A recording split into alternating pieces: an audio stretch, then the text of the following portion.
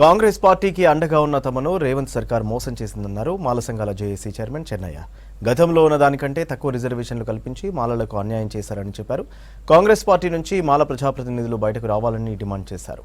SC వర్గీకరణకు మద్దతుగా అసెంబ్లీలో తీర్మానం చేయడాన్ని వ్యతిరేకిస్తూ హైదరాబాద్ ట్యాంక్ బండ్ అంబేద్కర్ విగ్రహం ముందు మాల సంఘాల నేతలతో కలిసి ఆందోళన చేశారు చెన్నయ్య. అయితే మాల సంఘాల నేతలను పోలీసులు అరెస్ట్ చేయడంతో ఉద్రిక్తత ఏర్పడింది.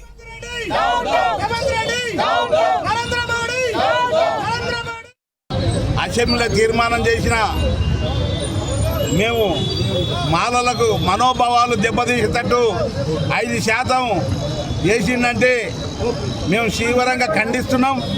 ఏంటి మేము రేవంత్ రెడ్డి గారు మేము కాంగ్రెస్ పార్టీకి ఓట్లేసి గెలిపించిన ఘనత మాలలదని కూడా మీకు మనవి చేస్తున్నాను. అందు గురించనే మాలలు 33 జిల్లాలలో మనోభావాలు తిని ఏదైనా చేస్తున్నారు. ఏది బగ్గున పేలిపోతున్నారు. మాలలున్న ఆశలల్లో నిరాశలు చేసినవని కూడా మేము డిమాండ్ చేస్తున్నాం. ఏమి అప్పుడు ఉమ్మడిగా ఉన్నప్పుడే 6% ఇచ్చిండ్రు చంద్రబాబు నాయుడు.